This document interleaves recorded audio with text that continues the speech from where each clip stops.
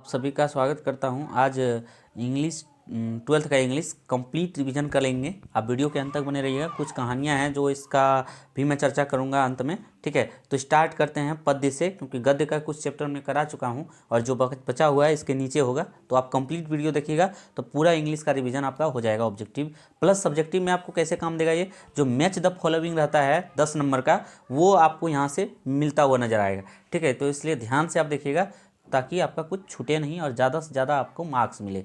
ठीक है, तो चलिए आगे बढ़ते हैं, देखते हैं क्या है। Sweetest love I do not go is a, कैसा पोएम है ये। ठीक है, तो पोएम है ये ए लव पोएम। ठीक है, ऐसे ही बोल रहा है कि स्वीटेस्ट लव है ना, लव पोएम है। ठीक, आगे आइए।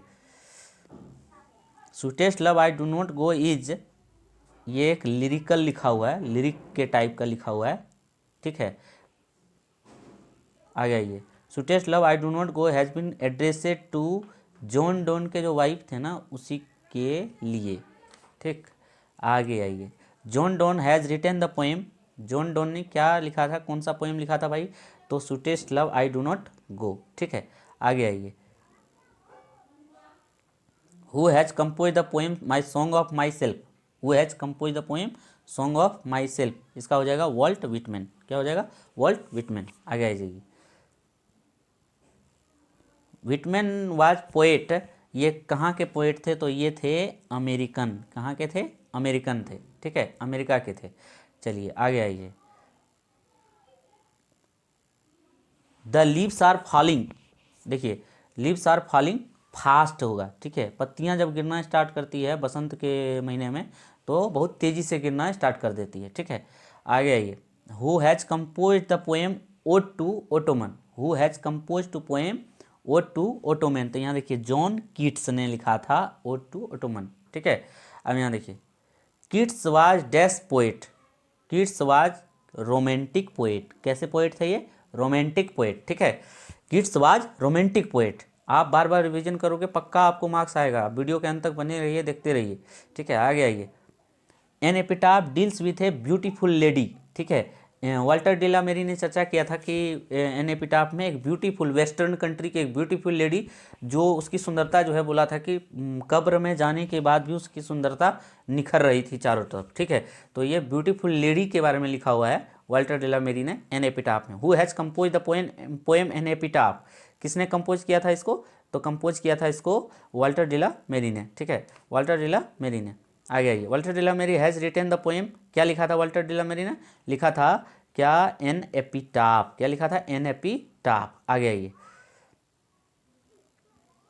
The soldier is, the soldier is, ठीक है, सोनेट, और लिखा हुआ किसके द्वारा, ये रूपर्ट ब्रुक के द्वारा, रूपर्ट ब्रुक के द्वारा। ठीक है, ये द सोल्जर, रूपर्ट ब्रुक कहाँ के थे भाई, तो इंग्लैंड के थे। कहाँ के थे, इंग्लैंड के थे। कहाँ के थे, इंग्लैंड के। ठीक है, इसी को वार पोएट भी कहा जाता है, वार पोएट कहा जाता है। ठीक है, किसको, रूपर्ट ब्रुक को। ठीक है, आगे आइए। अब आगे देखिए। द सोल्जर डील्स विथ, ये कहाँ के बारे में डील करता है, तो इंग्लैंड के बारे में। कहाँ के बारे में, इंग्लैंड के बारे में।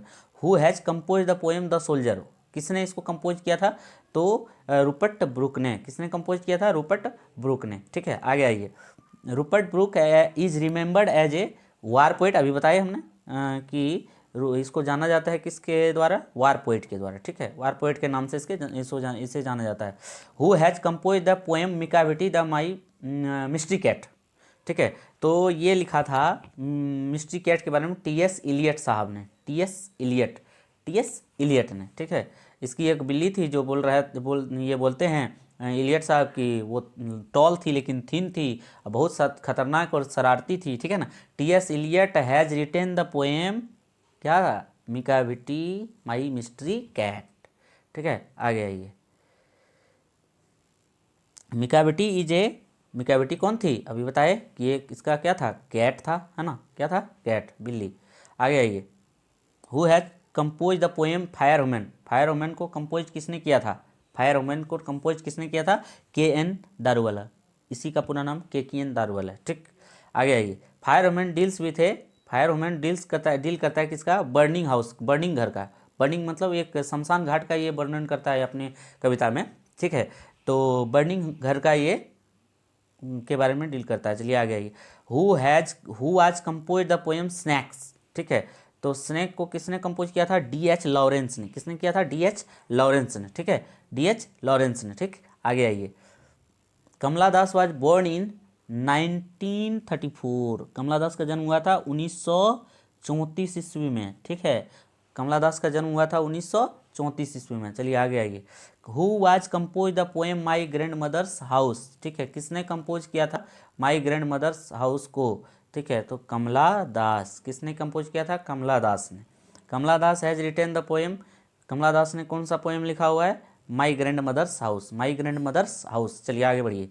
फटाफट आपका रिवीजन होते जा रहा है। वीडियो को लाइक शेयर सब्सक्राइब जरूर करिएगा। जो लोग इस बार एग्जाम दे रहे हैं उनको भेजते जाइएगा, ठीक है, ताकि 10 नंबर उनको भी मिल जाए, आपको भी मिल जाए, ठीक है। 10 नंबर तो पक्का आने वाला है, इससे कोई दिक्कत नहीं। आप इधर ऑब्जेक्टिव में तो आएगा ही, प्लस में आपका जो मैचिंग करने वाला है वो तो नेसेसरी आने वाला है मैच करने के लिए पोएट का नाम, ठीक है।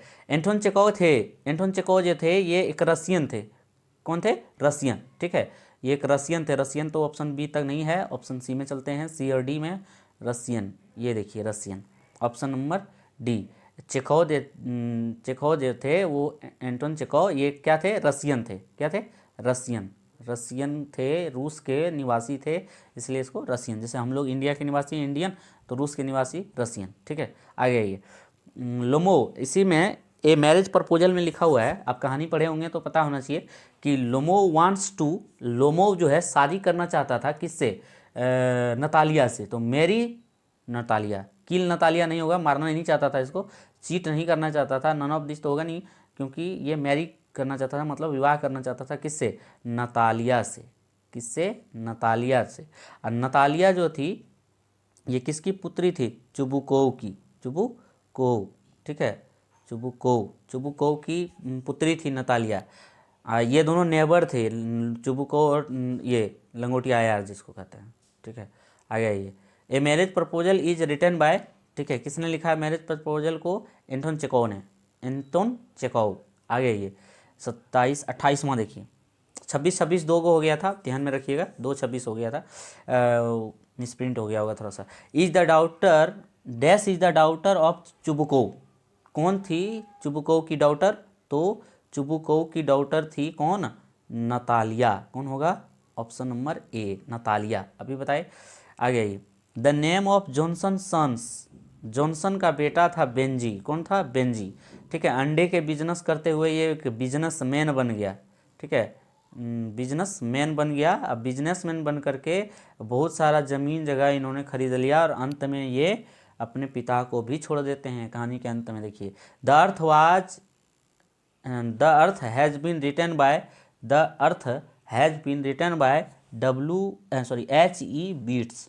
H.E. Bates, H.E. बीट्स, ठीक है। H.E. बीट्स। आगे आइए। Benjy wants to marry, Benjy जो है किससे विवाह करना चाहता था? फ्लोरेंस से, और कर भी लिया इससे विवाह, ठीक है। इससे जो किया था ये लव मैरिज किया था, ठीक है। और अपने पिताजी को इन्होंने अपने से अलग कर दिया था, ठीक। अब आगे आइए। Benjy wants to Mary Florence, ठीक है। और लोमोव किससे विवाह किया था? याद रखिए, दो ही आदमी के विवाह का चर्चा है इसमें। तो लोमोव ने नतालिया से, बेंजे ने फ्लोरेंस से, ठीक है, याद रखिएगा। Who has written a child is born, ये जर्मन ग्रीर का है, जर्मन ग्रीर का है, जी ग्रीर, ठीक है। A child is born during pregnancy the best place of the women is, अगर प्रेगनेंसी के टाइम में महिलाओं के लिए बेस्ट जगह कहाँ होता है? तो ये जर्मन ग्रीस साहब ने बताया था कि होटल सडाड, ये होटल तो नहीं होगा, इन लॉज फैमिली नहीं होगा, ठीक है। तो उन्होंने जो बताया है हर मदर्स हाउस, यानी कि उसकी माँ का घर सबसे सेफ जगह है, ठीक है, प्रेगनेंसी औरत के लिए। आगे आइए। Germaine Greer was educated in Australia, ये कहाँ पढ़े थे? ऑस्ट्रेलिया में। कहाँ पढ़े थे? ऑस्ट्रेलिया में। आगे आइए। आगे आइए। हु हैज़ रिटन, रिटन का स्पेलिंग थोड़ा मिसमैच हो गया है। हु हैज़ रिटन, ठीक है, ठीक है, हमको लगा गलत है क्या। Who has written the story the artist, ये किसने लिखा था? Shiga Naoya, Naoya, Shiga Naoya, Shiga Naoya ने लिखा है, ठीक है।